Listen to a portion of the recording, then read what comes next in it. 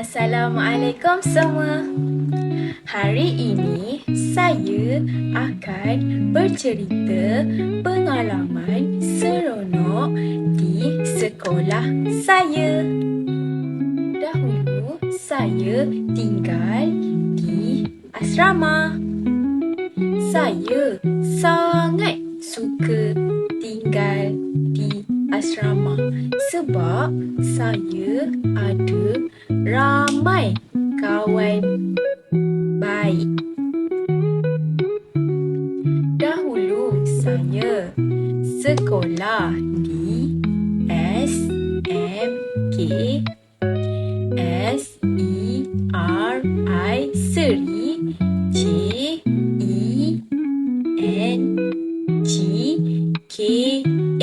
Ceka. Semasa di sekolah saya ada 2 orang kawan baik.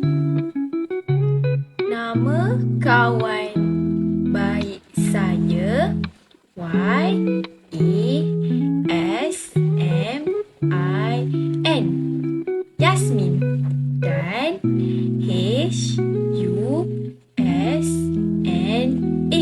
HUSNA Husna.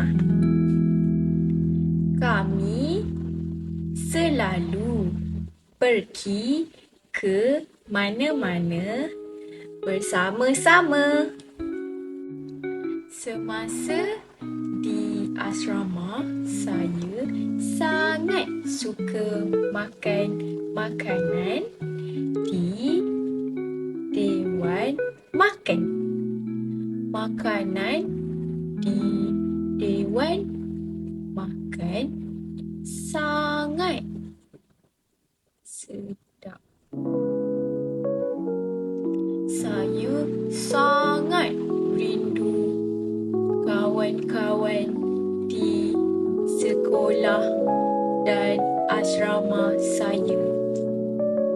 Semasa di sekolah dulu, saya dapat anugerah pelajar cemerlang. Saya dapat anugerah pelajar cemerlang dalam mata pelajaran sains dan matematik. Saya dapat anugerah itu sebab saya sangat suka mata pelajaran sains dan matematik. Semasa SPM, saya dapat A dalam mata pelajaran sains dan matematik.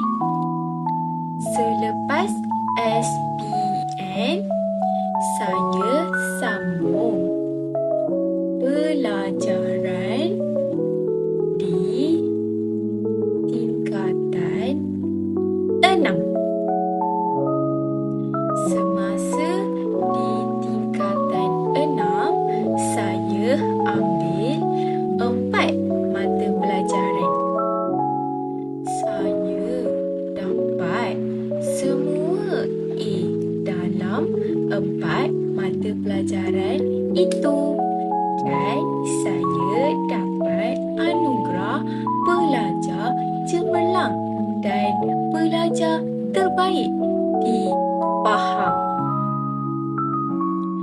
Selepas saya dapat anugerah itu, ibu dan ayah saya beri hadiah telefon baharu untuk saya.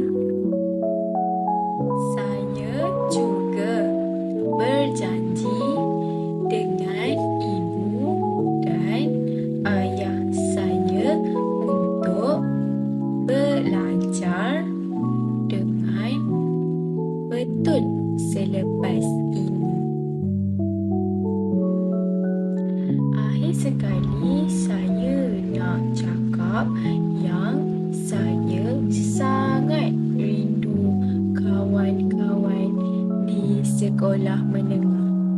Saya harap saya dapat jumpa dengan mereka. Itu sahaja dari saya. Bye semua.